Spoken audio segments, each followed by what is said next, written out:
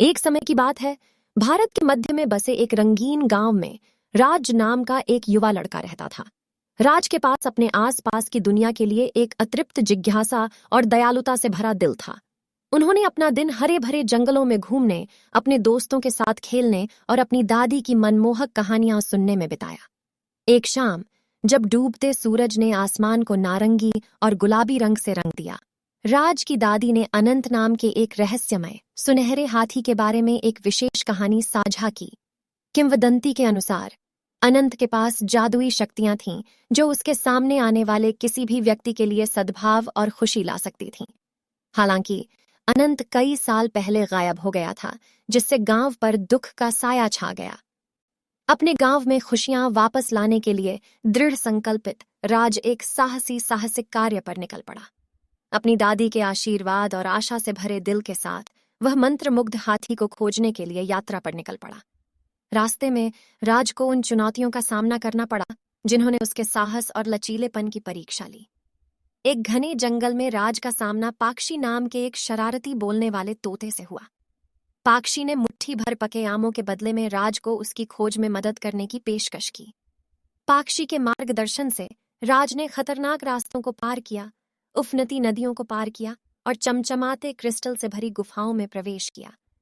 जैसे ही राज और पाक्षी जंगल में गहराई तक गए, उनकी नजर एक चमकदार झील पर पड़ी, जिसकी रक्षा कुरमा नाम का एक बुद्धिमान बूढ़ा कछुआ कर रहा था। कूर्मा ने खुलासा किया कि अनंत को एक दुष्ट जादूगरनी ने फंसा लिया था, जो उसकी जादुई शक्तियों का इस्तेमाल अपने लिए करना चाहती थी। अनंत को मुक्त करने के लिए राज को पूरे देश में बिखरे हुए दुर्लभ और कीमती रत्नों को इकट्ठा करने की आवश्यकता होगी।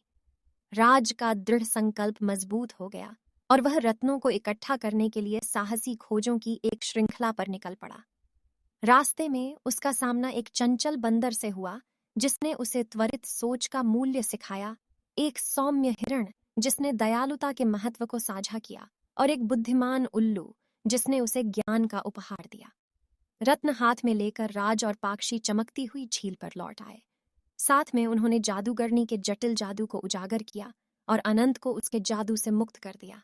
जैसे ही सुनहरा हाथी उभरा, जंगल जीवंत रंगों से जगमगा उठा और हल्की हवा ने हवा को हंसी से भर दिया। अनंत की जादुई उपस्थिति ने न केवल गांव में खुशी ला दी, बल्कि उन लोगों के दिलों को भी खुश कर दिया जो उम्मीद खो चुके थे।